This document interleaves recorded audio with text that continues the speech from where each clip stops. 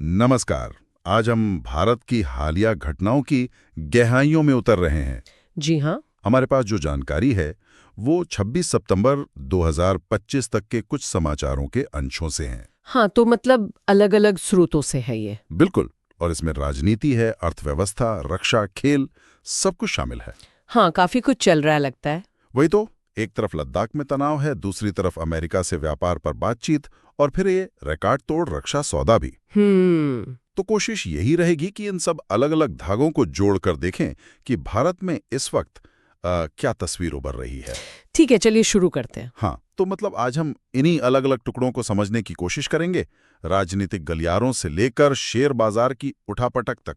और सीमा पर तैयारी से लेकर क्रिकेट के मैदान की खबरों तक। तो सबसे पहले राजनीति और सामाजिक मुद्दों पर आते हैं। लद्दाख से खबरें आ रही हैं। हाँ, लद्दाख। वहां लोग राज्य का दर्जा मांग रहे हैं और साथ ही संविधान की 6ठी अनुसूची के तहत विशेष सुरक्षा भी। जी। और प्रदर्शन हो रहे हैं।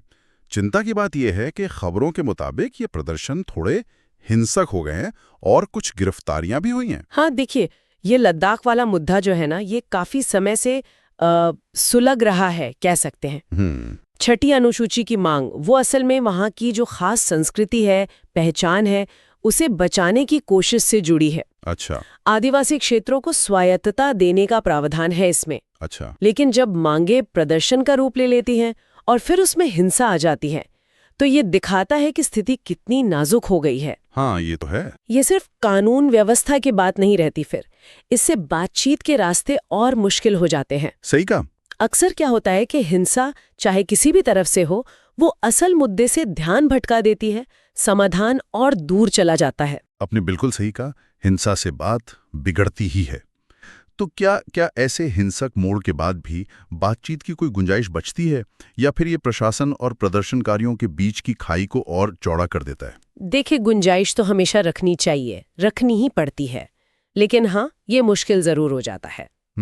प्रशासन के लिए फिर पहली प्राथमिकता बन जाती है कि कानून व्यवस्था ठीक करें, और प्रदर्शनकारियों में भी निराशा और गुस्सा बढ़ सकता है। हाँ। सबसे बड़ी चुनौती होती है विश्वास बहाल करना, ट्रस्ट दोबारा बनाना। ऐसे में दोनों तरफ से संयम दिखाना और बातचीत के दरवाजे खुले रखना बहुत जरूरी है, चाहे हालात कितने भी तनाव वाले क्यों ना लगे। बिल्कुल। इतिहास तो यही बताता है कि लंबे समाधान बातचीत से ही निकलते हैं, टकराव से नहीं। बिल्कुल। अब इसी राजनीतिक माहौल से जुड़ी एक और खबर देखते हैं। चुनाव आयोग, अच्छा, उन्होंने डाक मतपत्रों मतलब पोस्टल बैलेट की गिनती को लेकर कुछ नियमों में बदलाव किए हैं। इस तरह के बदलावों का क्या मतलब हो सकता है? कुछ खास वजह? देखिए, चुनाव आयोग समय समय पर प्रक्रिया को बेहतर बनाने के लिए नियम बदलता रहता है, ये कोई नई बात नहीं है। अच्छा। और पोस्टल बैलेट अहम होते हैं, खासकर उन वोटर्स के लिए जो ड्यूटी पर है या पोलिंग बूथ तक नहीं जा सकते। हाँ, वो तो है। नियमों में बदलाव आमतौर पर या तो गिनती तेज करने के लिए होते हैं, या उसे ज्यादा सुरक्षित बनाने के लिए, या फिर पिछले चुनावों से मिले किसी सबक के आधार पर। ठीक है। अब सवाल ये है कि ये खास बदलाव हैं क्या? क्या इनसे वोटों की गिनती जल्दी होगी, या इससे किसी गड़बड़ी की आशंका कम होगी? इसका असर सिर्फ नतीजों की घोषणा की रफ्तार पर नहीं पड़ता, बल्कि जो सबसे जरूरी बात है, चुनाव प्रक्रिया में लोगों का भरोसा, उस पर भी पड़ सकता है। पारदर्शिता बहुत जरूरी है यहाँ। यानी ये सिर्फ एक टेक्निकल बदलाव नहीं है, इसका असर वोटरों के विश्वास पर भी पड़ सकता है। जी हाँ। क्या कभी-कभी ऐसा भी होता है कि ऐसे बदलावों को किसी खास ग्रुप को फायदा या नुकसान पहुंचाने के इरादे से देखा जाता है? हाँ, ये एक संभावना है जिसकी चर्चा अक्सर होती है, खासकर राजनीतिक दलों के बीच। कोई भी प्रक्रियात्मक बदलाव, चाहे कितना भी निष्पक्ष क्यों न लगे, उसके कुछ अप्रत्याशित परिणाम हो सकते हैं, या फिर कुछ लोग उसे अपने नजरिए से देख सकते हैं। सही बात है। इसलिए चुनाव आयोग के लिए ये बहुत महत्वपूर्ण हो जाता है कि वो न सिर्फ निष्पक्ष रहे, बल्कि निष्पक्ष दिखे भी।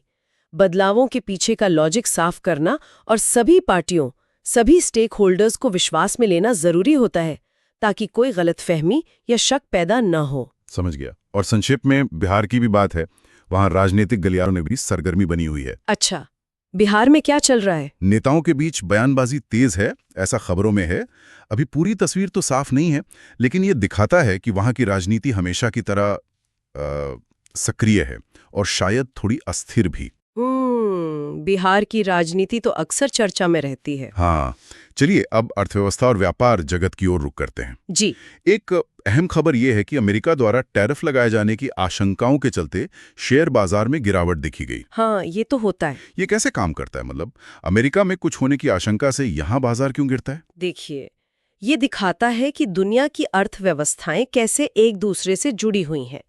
भारत जैसे देश के लिए अमेरिका एक बहुत बड़ा व्यापारिक भागीदार है। हाँ। तो जब ऐसी खबरें आती हैं कि अमेरिका भारतीय सामानों पर टैरिफ यानी इंपोर्ट ड्यूटी लगा सकता है या बढ़ा सकता है, तो निवेशकों में चिंता बढ़ जाती है। अच्छा। उन्हें डर लगता है कि इससे भारतीय कंपनियों का एक्सपोर्ट प्रभावित होगा, उनका मुनाफा कम होगा और अर्थव्यवस्था की रफ्तार धीमी पड़ सकती है। हाँ। इसी अनिश्चितता के माहौल में निवेशक फिर वो रिस्क लेने से कतराते हैं और शेयर बेचने लगते हैं, जिससे बाजार नीचे आ जाता है। सीधी सी बात है। लेकिन दिलचस्प बात यह है कि इसी खबर के साथ ये भी कहा जा रहा है कि इन टैरिफ चिंताओं के बावजूद भारत और अमेरिका एक आपसी लाभकारी व्यापार समझौते पर बातचीत जारी रखेंगे।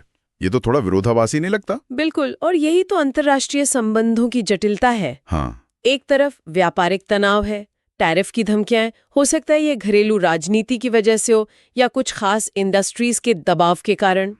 दूसरी तरफ दोनों देश बड़े रणनीतिक और आर्थिक साझेदार भी हैं और वो जानते हैं कि लंबे समय में एक स्थिर व्यापार समझौता दोनों के लिए फायदेमंद है। तो ये एक तरह की रस्साकशी है। हाँ बिल्कुल, एक तरह की रस्साकशी, दबाव भी बनाना और साथ ही बातचीत के दरवाजे भी खुले रखना। अच्छा। ये दिखाता है कि रिश्ते कभी ब्लैक एंड व्हाइट नहीं होते, उनमें हमेशा कई परतें होती हैं। हो सकता है टैरिफ की चिंता कुछ खास सेक्टर्स को लेकर हो, जबकि समझौता ज्यादा बड़े आर्थिक संबंधों पर फोकस कर रहा हो। ये वाकई काफी पेचीदा है। अच्छा, कॉर्पोरेट जगत से एक और खबर है। रेमंड, हाँ। आयकर विभाग ने रेमंड कंपनी के कार्यालयों में एक सर्वे किया है।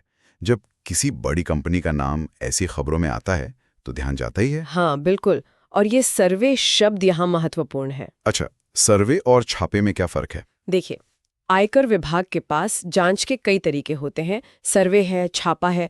आमतौर पर सर्वे के दौरान अधिकारी सिर्फ कामकाज के घंटों में कंपनी के दफ्तर में जाकर खाते और रिकॉर्ड चेक कर सकते हैं। ओके। ये छापे की तुलना में कम दखलंदाजी वाला माना जाता है। छापे में तो कहीं ज्यादा तलाशी और जब्ती की पावर्स होती हैं। लेकिन सर्वे का मतलब ये नहीं कि ये गंभीर नहीं है। ये अक्सर तब किया जाता है जब विभाग को टैक्स चोरी या कुछ वित्तीय गड़बड़ियों का शक होता है। तो ये सिर्फ एक रूटीन जांच नहीं है, मतलब इससे कंपनी के कामकाज और उसकी साख पर सवाल उठ सकता है। निश्चित रूप से इस तरह की कार्रवाई का एक बड़ा सांकेतिक महत्व होता है, सिंबॉलिक वैल्यू। अच्छा। ये न केवल उस कंपनी के लिए चेतावनी है, बल्कि पूरे कॉर्पोरेट जगत को एक संदेश जाता है कि टैक्स कानूनों का पालन करना और फाइनेंशियल ट्रांसपेरेंसी रखना कितना जरूरी है। हाँ, बात तो सही है। भले ही जांच के नतीजे बाद में आए, लेकिन खबर आने से ही कंपनी की प्रतिष्ठा पर असर पड़ सकता है, शेयर धारकों में चिंता बढ़ सकती है और ये कॉर्पोरेट गवर्नेंस के मानकों पर भी ध्यान खींचता है। देखना होगा कि इस सर्वे से क्या निकलता है। ठीक है, अब कुछ और अलग तरह की अहम खबरों पर आते हैं। रक्षा क्षेत्र। जी, यहाँ से एक बहुत बड़ी खबर है। रक्षा मंत्रालय ने हिंदुस्तान एरोनॉटिक्स लिमिटेड यानी HAL के साथ HAL, हाँ, 62,370 करोड़ रुपए का एक भारी भरकम सौदा किया है। 62,000 करोड़, वाकई? हाँ, 62,370 करोड़। ये रकम तो मतलब कल्पना से भी परे लगती है। निसंदेह ये असाधारण रूप से बड़ी राशि है और भारतीय रक्षा क्षेत्र के लिए एक मील का पत्थर कह सकते हैं इसे। इस सौदे का महत्व सिर्फ इसकी कीमत में नहीं है, ये भारत की मेक इन इंडिया और रक्षा में आत्मनिर्भरता हासिल करने की जो महत्वाकांक्षा है, हाँ, आत्मनिर्भर भारत, उसको दिखाता है। HAL भारत की प्रमुख सरकारी एरोस्पेस कंपनी है। जी। इतने बड़े ऑर्डर से न केवल HAL को मजबूती मिलेगी, बल्कि इसके साथ जो सैकड़ों छोटे और मध्यम उद्योग जुड़े हैं, MSMEs, अच्छा, उनको भी फायदा होगा। हाँ, उनको भी काम मिलेगा, टेक्नोलॉजी का विकास होगा, रोजगार के अवसर पैदा होंगे। ये दिखाता है कि सरकार अब इंपोर्ट पर निर्भरता कम करके स्वदेशी रक्षा उत्पादन पर कितना बड़ा दांव लगा रही है। 62,370 करोड़। क्या ये अब तक HAL को मिला सबसे बड़ा ऑर्डर है? मतलब इतना बड़ा? दिन के लिए न केवल मौजूदा क्षमताओं को बढ़ाना होगा, बल्कि supply chain management, quality control और समय पर डिलीवरी, ये सब सुनिश्चित करना भी एक बड़ी चुनौती होगी। चुनौती तो होगी। सरकार और HAL दोनों को मिलकर ये पक्का करना होगा कि इस महत्वाकांक्षी लक्ष्य को हासिल करने के लिए पर्याप्त संसाधन और योजना हो। इसकी सफलता भविष्य में ऐसे और बड़े स्वदेशी प्रोजेक्ट्स का रास्ता खोलेगी। बिल्कुल। रक्षा की बात होगी, अब थोड़ा खेल के मैदान का रुख करते हैं। क्रिकेट। हाँ, क्रिकेट। KL राहुल ने एक जबरदस्त पारी खेलकर इंडिया ए टीम को ऑस्ट्रेलिया ए के खिलाफ 4 दिवसीय मैच में रिकॉर्ड जीत दिलाई है। अरे वाह, बहुत बढ़िया। हाँ, ये वाकई काबिल तारीफ प्रदर्शन है। बिल्कुल। ए टीम के दौरे अक्सर उतनी सुर्खियों में नहीं रहते जितने सीनियर टीम के होते हैं। हाँ, ये बात तो है। लेकिन ये खिलाड़ियों के विकास के लिए बहुत जरूरी है, बहुत ज्यादा। अच्छा, कैसे? इन दौरों से युवा प्रतिभाओं को अंतर्राष्ट्रीय स्तर का माहौल मिलता है, अलग अलग पिचों पर खेलने का अनुभव मिलता है, मजबूत विपक्ष के खिलाफ खुद को परखने का मौका मिलता है। और KL राहुल जैसे अनुभवी खिलाड़ी का ए टीम में खेलना और ऐसा प्रदर्शन करना, ये कई मायनों में अहम है। जैसे? एक तो ये उनकी खुद की फॉर्म और फिटनेस को दिखाता है, शायद सीनियर टीम में वापसी का दावा मजबूत करता है। हाँ, हो सकता है। दूसरा, उनकी मौजूदगी और उनका प्रदर्शन टीम के जो युवा खिलाड़ी हैं उनके लिए प्रेरणा बनता है, सीखने को मिलता है, और चयनकर्ताओं को भी भविष्य के सितारों को पहचानने में मदद मिलती है। सही कहा। ये जीत सिर्फ एक मैच की जीत नहीं, बल्कि भारतीय क्रिकेट के भविष्य के लिए एक अच्छा संकेत है। हाँ, युवा खिलाड़ियों की ऐसे अनुभवी खिलाड़ियों के साथ खेलना सीखने का एक शानदार अवसर होता है। बिल्कुल। चलिए अब थोड़ी हल्की फुल्की खबर मनोरंजन जगत से। राइज एंड फॉल नाम का कोई रियलिटी शो है। अच्छा। जिसमें प्रतिभागियों के बीच झगड़े और नाटकीय उतार चढ़ाव सुर्खियां बटोर रहे हैं।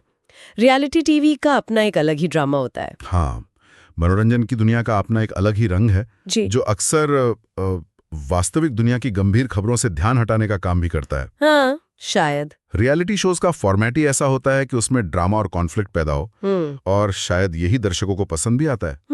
और आखिर में मौसम की भी खबर है। देश के कई हिस्सों में बारिश और बाढ़ की स्थिति बनी हुई है। हाँ, मानसून का ये दौर चिंता का विषय तो रहता ही है।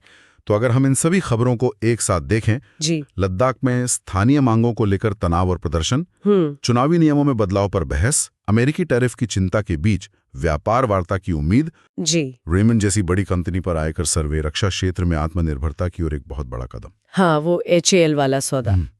क्रिकेट में एक शानदार जीत, और मनोरंजन और मौसम का सामान्य घटनाक्रम। इन सब अलग अलग हिस्सों को जोड़कर क्या तस्वीर उभरती है?